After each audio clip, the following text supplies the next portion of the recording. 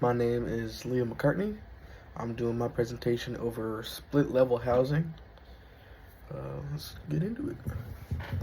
So, split level housing um, mainly started around the 1900s in North America. Uh, the most, the tallest they would go is probably just average height of the house. I don't think they'd ever be much bigger than the house I live.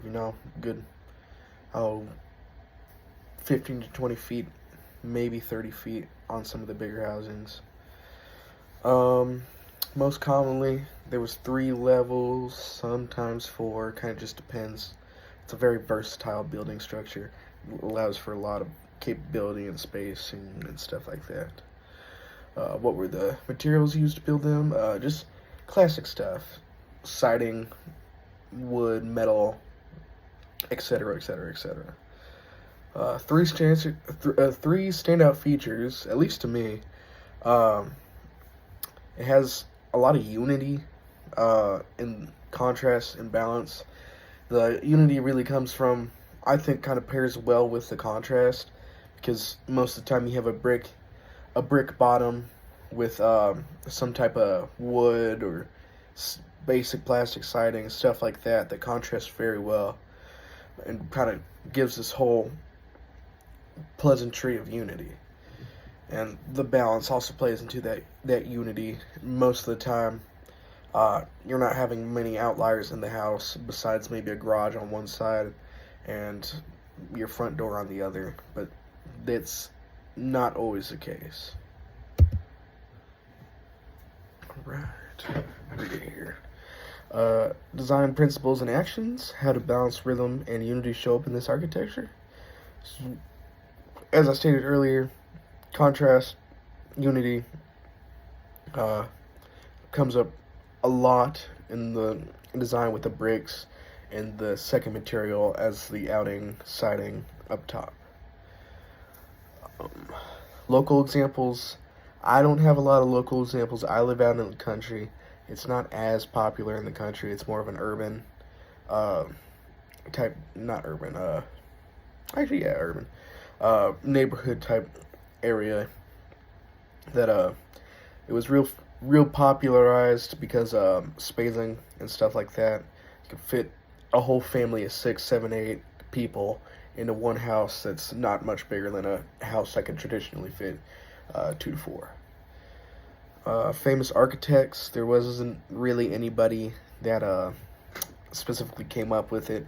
It was just kind of one person or another spread the word, and all of a sudden we're making these houses that can house more people because of the 1990s baby boom. Space was a big issue. More and more families coming in, more and more families being created in North America specifically, caused a bit of a spacing issue in the neighborhoods. How it functions, what kind of people or places was this style built for? As I said earlier, suburban areas with limited space. Split level houses are very good at condensing space but making it still feel spacious and livable inside. Where it's used today, urban, neighborhood, tight-knit areas, etc., etc. Slide references and final thoughts. Links or whatever. Wikipedia is a great resource. Always love it. You do have to double check the facts though. What are styles that are common in my neighborhood? Personally, ranch. I think I also said modern. The more and more my area gets modernized, more and more modern houses are popping up. But traditionally, it's ranch. You get a lot of the trailer houses, farmhouse. That's also a very popular one. How does your choice and lifestyle reflect the culture and people who designed it? So,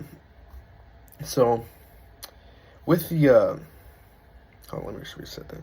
With the housing out in the country, you want a bit of a spacious porch and spacious area to where you have a lot of viewing points and windows, see your cattle, see your crops, see if there's something in your crops, etc. Stuff like that.